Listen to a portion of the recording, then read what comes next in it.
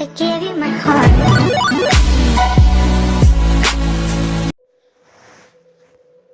Сәлеметсіздер, сонымен бейік достар, бүгін бізде яғни көбі білмейді аваны қалай қою керек екен, сол аваны қалай қоятынын үйретеміз. Яғни мен қазір ғана аванымды өзгерттім, өздеріңіз көрген шығарсыздар.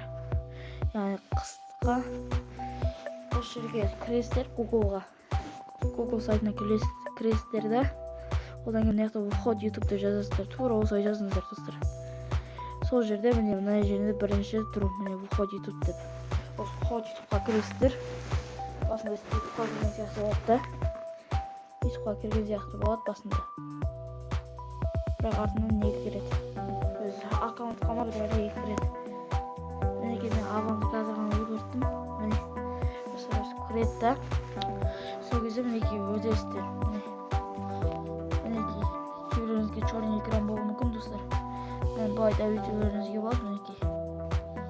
Өзіңіз қалғандай реттеңіз дейсіздер да, міне мына жақта қарап тұрсаңыздар, міне мына жақта аваны суреті тұрады. Оны баспай қойыңыздар достар. Өзінен баспай.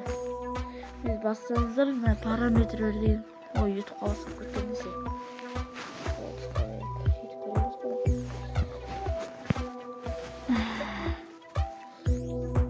Параметрлерға аккаунттың суретін басасыздар. Одан кейін бойынан шығады. Мінекей көрдіңіздер ма?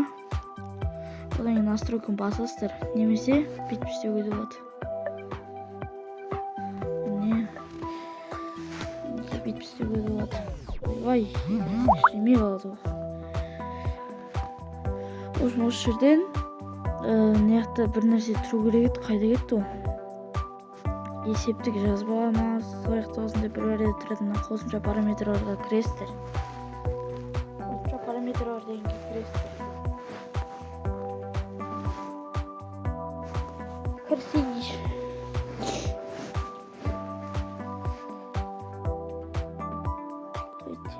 Ой, басқабей.